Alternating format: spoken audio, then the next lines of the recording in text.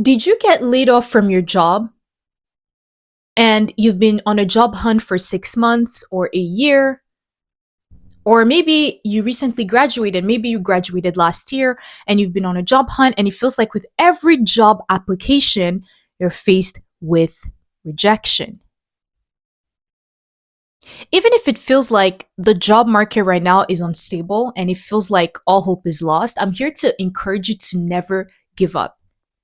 One of the main reasons why I'm making this video is to really discuss why it's also so important to have hobbies when you're unemployed. And notice how I'm saying hobby in the plural form. The reason why I'm doing that, I'm going to discuss later, but for now, please pin the idea. So, what I noticed about our society is that when we have like a corporate job, and maybe you're watching this, you can relate, right? When we have like a corporate job, it's like we attach ourselves to a job title because that's what society encourages to do. And it doesn't help that on platforms like LinkedIn, when we're creating our profiles, one of the first things that LinkedIn is going to ask us to showcase is our job title. Or one of the first things that we do on LinkedIn is share to the public the job we have. And it feels like rather than being happy that we have that job in private, we feel the need to share to other people that we recently got a job. Also, when we are around friends, acquaintances, family members, or even neighbors, one of the first things they're going to ask is what job you have. And maybe when you had a corporate job, you felt this sense of pride telling other people that maybe you were a software developer in this high-tech company, or maybe a consultant at an international nonprofit organization. Or better yet, maybe you told them with pride that you were a financial analyst at this government agency. But then something unexpected happened. After having this corporate job for maybe months or a few years or many years, you ended up getting fired or laid off for reasons that have to do with maybe your employer didn't have the budget to keep you, or it could be something else. And then you feel that all of a sudden, all the hard work you did, it felt like it didn't mean anything. And now you're forced to face yourself and you have to figure out, okay, what is the next job you're going to do and how are you going to pay your bills? If you're watching this and maybe this is something you've recently experienced, I'm here to tell you that you're not alone. And even if it seems like the world is advancing while you're getting left behind, I'm here to tell you that's not the case. Because the thing is, seasons of unemployment, I strongly believe that these seasons are seasons where we have the opportunity to discover who we are. We have the opportunity to discover different layers of ourselves and find our purpose and meaning for existing.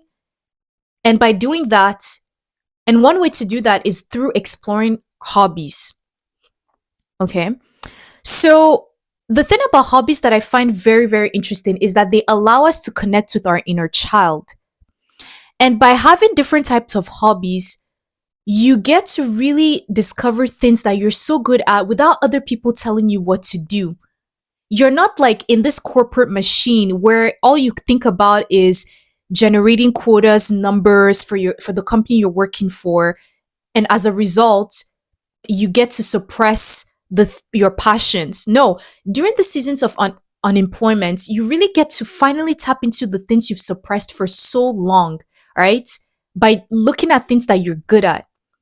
And these are not hobbies that you get to do during like your seasons of unemployment. It can also be hobbies that you even do even when you find another job. But quick disclaimer, before I talk about the different type of hobbies that we can have, I really want to emphasize that by no means am I encouraging you to stop being proactive and stop applying for jobs. No. I want you to keep being proactive, keep looking for a job, but at the same time, also explore the things that you're passionate about through hobbies. Okay, now that I got that out of the way, let's get back to the video. The other day, I was on Pinterest and I came across this post, and the source was from Kylie Maddow's. And the post really summarizes some of the key points that I want to make in this video. So, it was mainly trying to encourage you to have four types of hobbies. One hobby that has to do with being physically healthy, another hobby that has to do with creativity, the next hobby has to do with a hobby that you can monetize, and then finally, a hobby that allows you to seek knowledge. So, when we're talking about the first hobby, it's a hobby that really wants to allow you to be more physically healthy. The goal is really to keep your body active and keep your body in a state of constant movement. And maybe that can look like building physical strength, being more flexible, etc. So these type of healthy hobbies include outdoor running, going to the gym. Maybe it looks like also doing Pilates, dancing, doing yoga, etc.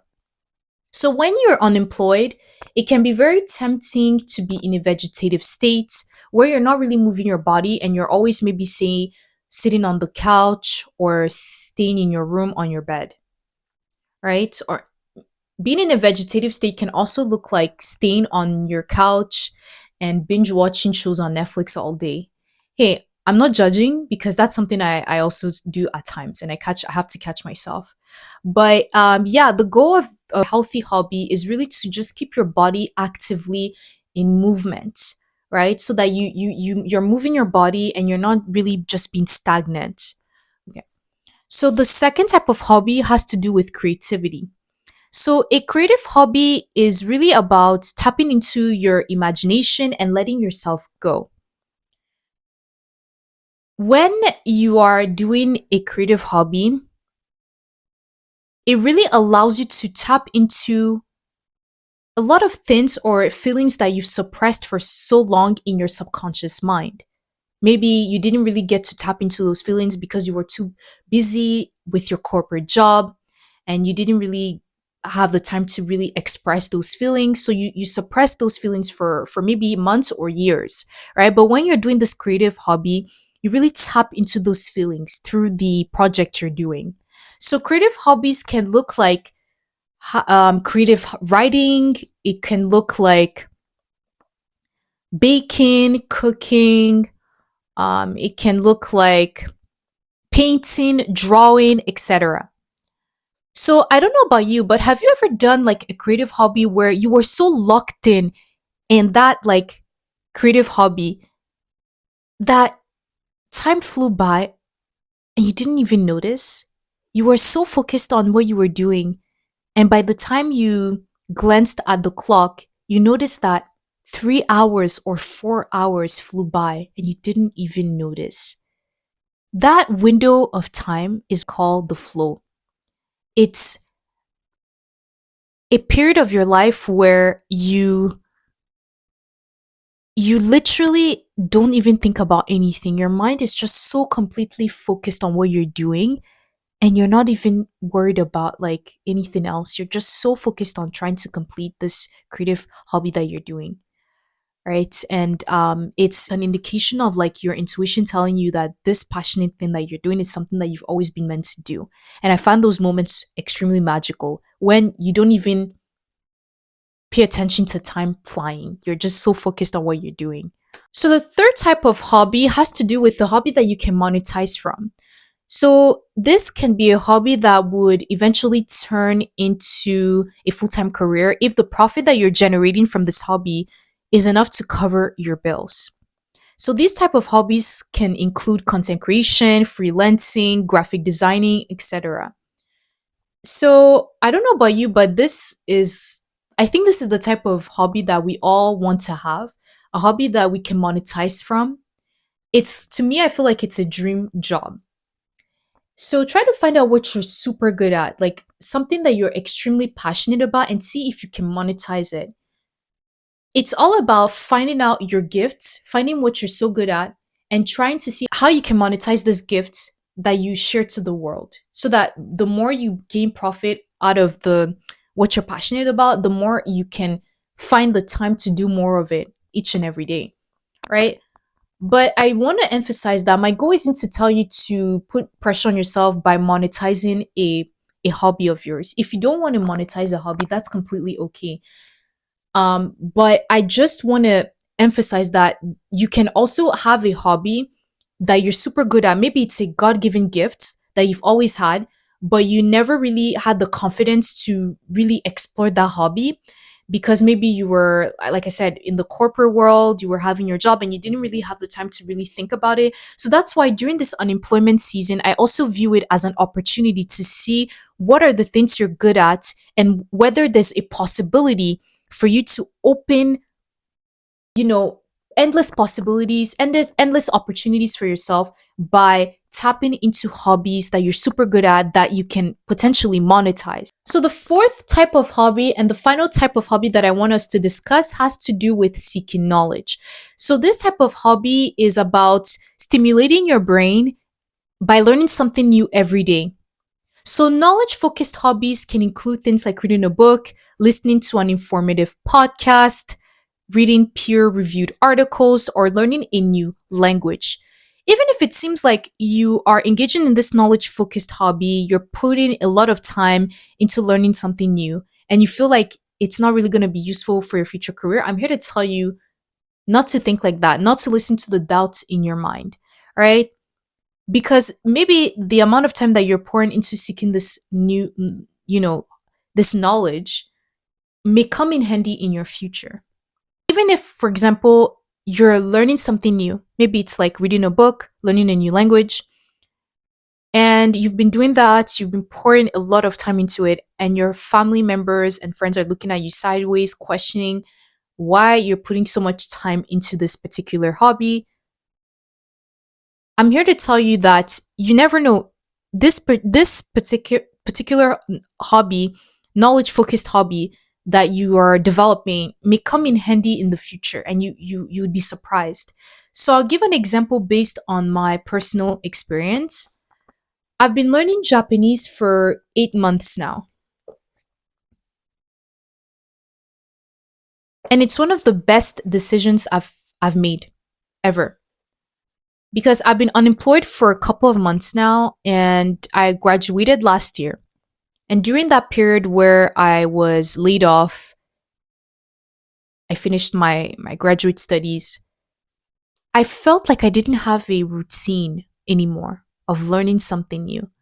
But by learning Japanese, it's really helped me not only to stay disciplined, but it's really helped me to explore a new, basically like a new world that I didn't even know. Learning Japanese really has helped me to learn so many things and fall in love with linguistics, right?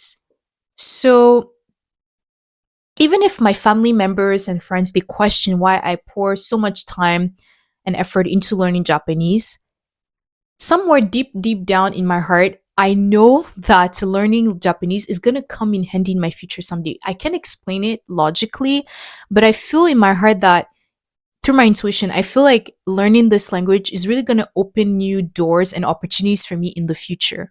And I'm really excited to find out what these opportunities are. But for now, I'm going to keep learning the language. So that's what I mean by pursuing a knowledge focused hobby and pouring so much time into it and not looking at it as time wasted, but rather time that you're allowing yourself to learn something new, to self-study, to discover new things that you didn't even know in the past you would have liked, right? So, yeah, now that we've looked at all the four types of hobbies, I encourage you, or I highly recommend that you pick a hobby from each category. So, even before I found this Pinterest post about having four types of hobbies, to be honest, when I was first laid off, after getting laid off, I started doing a hobby from each of the categories that we just explored. And I was doing that, and it gave me so much purpose and focus, right? I felt like I was doing something. I felt like I was doing something to keep my mind busy and keep my mind sharp and active and my body active, right? So if you've made it to the end of this video, I'm so glad you did.